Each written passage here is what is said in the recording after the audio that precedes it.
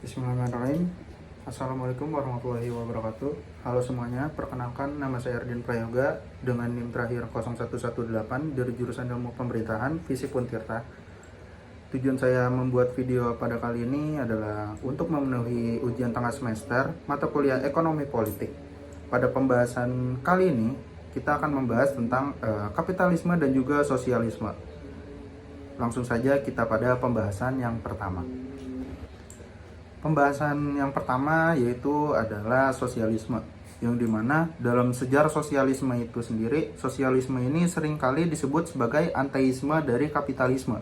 Nah, kapitalisme ini itu disebut sebagai penyebab terjadinya akumulasi modal pada pihak tertentu, terutama para pemilik tanah atau tuan tanah dan juga para pemilik modal yang besar. Nah, kapitalisme ini itu juga dinilai menciptakan polarisasi golongan antara hubungan majikan dan juga buruh. Nah, lalu majikan ini berkuasa atas buruh gitu. Jadi kaum borjuis menguasai sumber-sumber produksi dan juga modal. Sementara kaum proletar ataupun buruh menjadi alat bagi kaum borjuis untuk meraih keuntungan atau mencari keuntungan sebanyak-banyaknya bagi para kaum borjuis atau pemilik modal. Nah, sehingga terjadi ketidakseimbangan dalam pola kerjasama yang diciptakan oleh sistem kapitalisme. Nah, sosialisme ini itu lahir dari pemikiran seorang tokoh di Prancis yang bernama Francois Babeuf di tahun 1760 hingga 1997, yang berpendapat bahwa setiap orang ini itu seharusnya memiliki hak yang sama terhadap segala apa yang ada di muka bumi, termasuk kekayaan. Pemikiran Babeuf ini berkembang seiring dengan terjadinya revolusi yang terjadi di Prancis. Babeuf ini memperjuangkan pemikiran mengenai kesamaan antara buruh dan juga majikan. Jadi antara kita sebagai rakyat biasa atau biasanya kita sebagai pekerja dan juga para orang-orang kaya atau pemilik modal. Nah, tokoh lain juga membantu mempopulerkan pemikiran dari sosialisme ini sebagai ekonomi politik, yang dimana tokoh di Prancis itu antara lain Saint-Simon dan juga Claude Henry de Rafoury, Comte de Saint-Simon, disebut juga Henry de Saint-Simon.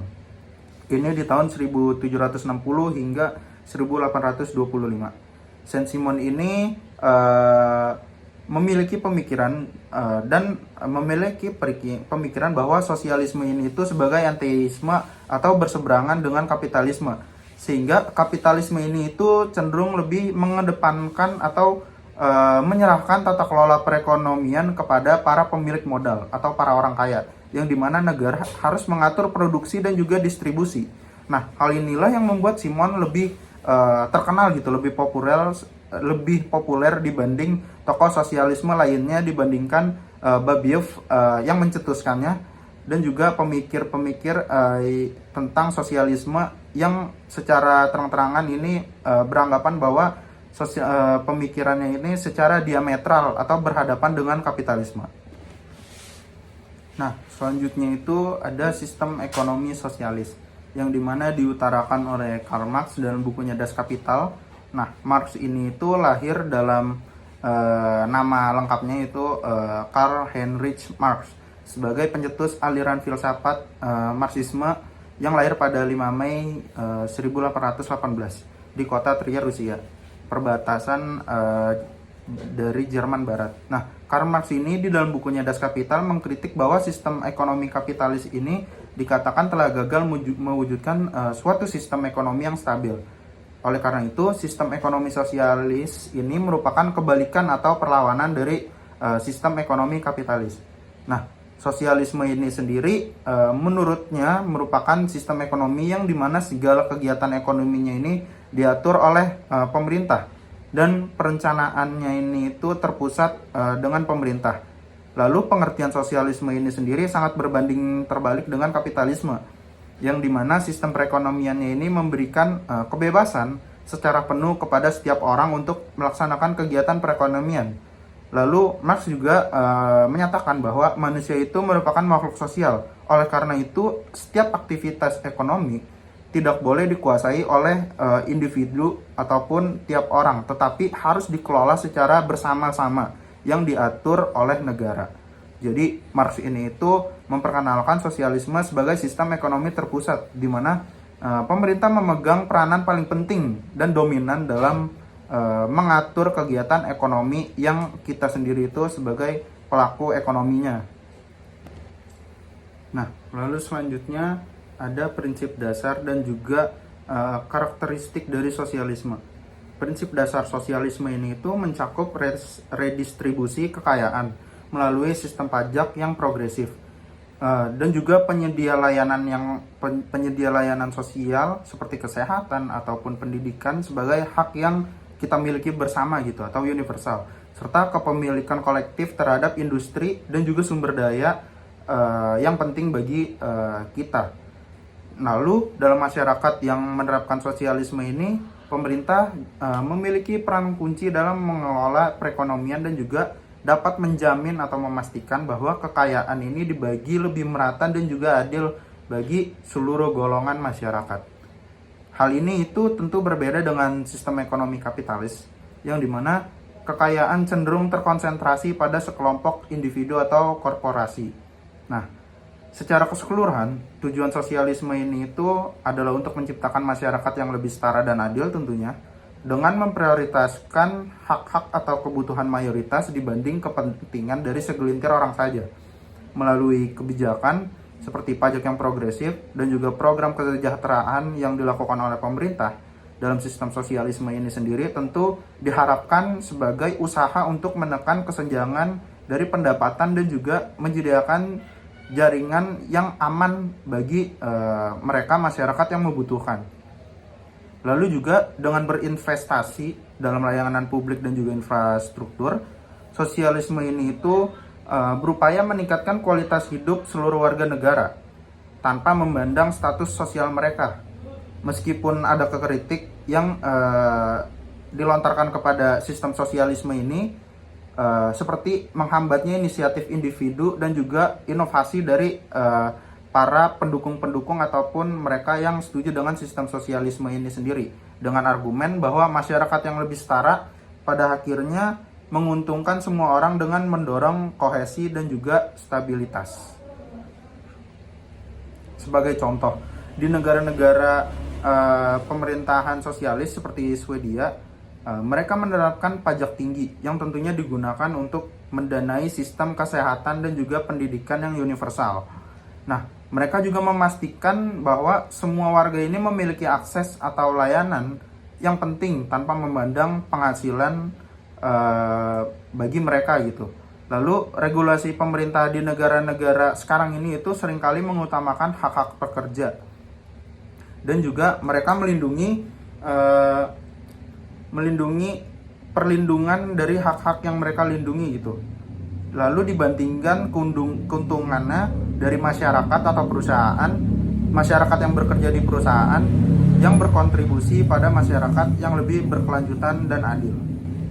Selanjutnya kita akan membahas mengenai sistem ekonomi kapitalis. Nah, berbicara tentang kapitalisme, seolah-olah kita ini tidak bisa dipisahkan atau mengabaikan Adam Smith gitu. Nah, Adam Smith ini itu siapa sih? Adam Smith ini itu sebagai pemikir pertama yang mengembangkan pentingnya akumulasi kapital dalam pengembangan ekonomi. Teori Adam Smith ini itu tentang labor theory of value yang kemudian menjadi dasar kapitalisme. Ernest Mandel dalam buku Bagong Suryanto yang berjudul Sosiologi Ekonomi, Kapitalisme dan Konsumsi di Era Masyarakat Postmodernisme membahas lebih mendalam dan juga rinci dan mengajukan 5 ciri pokok dari ekonomi kapitalisme, yang dimana pertama, di tingkat produksi, corak kapitalisme adalah produksi komoditas untuk meraih keuntungan yang sebesar-besarnya. Kedua, kapitalisme terutama dalam produksinya dilandasi oleh kepentingan atau kepemilikan pribadi dari orang yang dinilai sebagai kapitalis.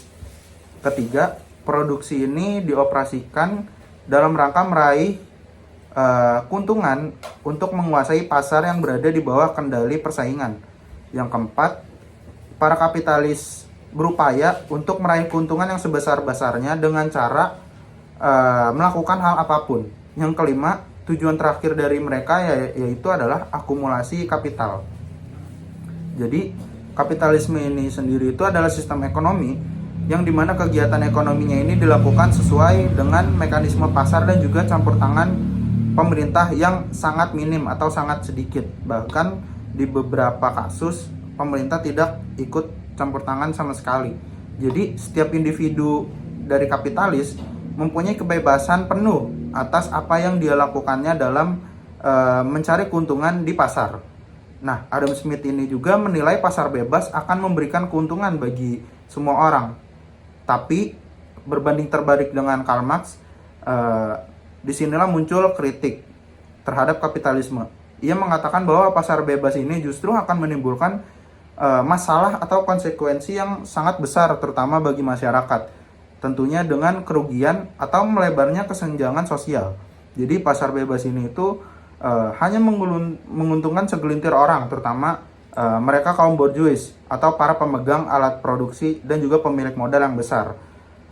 Lalu mereka yang bekerja di bawah sistem kapitalis ini sangat dirugikan karena diberikan upah yang sangat minim, sehingga pasar bebas ini itu menurut Karl Marx sangat merugikan.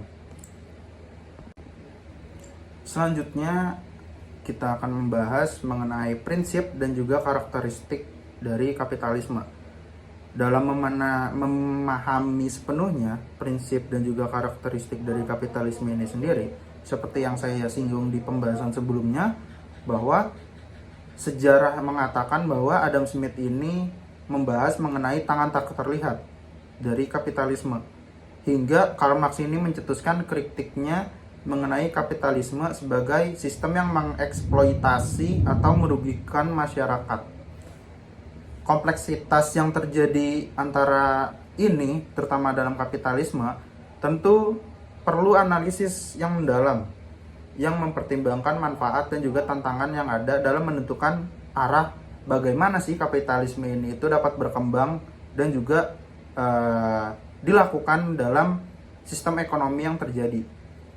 Beberapa pendapat menyatakan bahwa kapitalisme ini itu mendorong inovasi dan juga persaingan dan juga pertumbuhan ekonomi.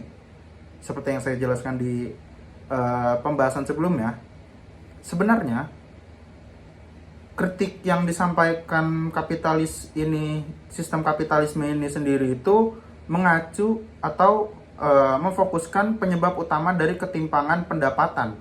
Jadi walaupun inovasi ini itu berkembang, pertumbuhan ekonomi terus bertumbuh, tapi terjadi ketimpangan antara pendapatan dan juga kerusakan lingkungan yang terjadi akibat eksploitasi dari tenaga kerja atau sumber daya manusia itu sendiri. Oleh karena itu, penting untuk menemukan cara ataupun solusi bagaimana keseimbangan antara pasar bebas dan juga intervensi yang dilakukan oleh pemerintah agar masalah-masalah yang ada di sistem kapitalisme ini tersebut dapat diatasi dan juga memastikan kapitalisme ini itu berfungsi sesuai fungsinya dan juga kepentingan bagi semua golongan masyarakat. Lalu pada akhirnya masa depan kapitalisme ini itu sangat bergantung pada kemampuan pembuat kebijakan dan juga ekonomi dalam menghadapi tantangannya, sehingga menciptakan sistem ekonomi yang seharusnya bisa lebih adil dan juga berkelanjutan. Contohnya, di industri teknologi seperti saat ini, kapitalisme ini itu didorong oleh inovasi dan juga persaingan yang pesat di antara berbagai persaingan perusahaan untuk mengembangkan produk dan layanan yang mutakhir gitu atau jitu. Namun dalam hal ini juga menimbulkan kekhawatiran bagi pelanggaran-pelanggaran atas privasi data yang bocor gitu. Lalu juga ada perilaku monopoli, penggantian tenaga kerja yang secara otomatis itu sebagai bentuk eksploitasi terhadap tenaga kerja. Lalu pembuat kebijakan ini dihadapkan pada tantangan untuk mengatur industri di mana dengan cara yang melindungi konsumen ini dan juga pekerja, tentunya dapat sekaligus mendukung pertumbuhan dan juga kemakmuran yang berkelanjutan.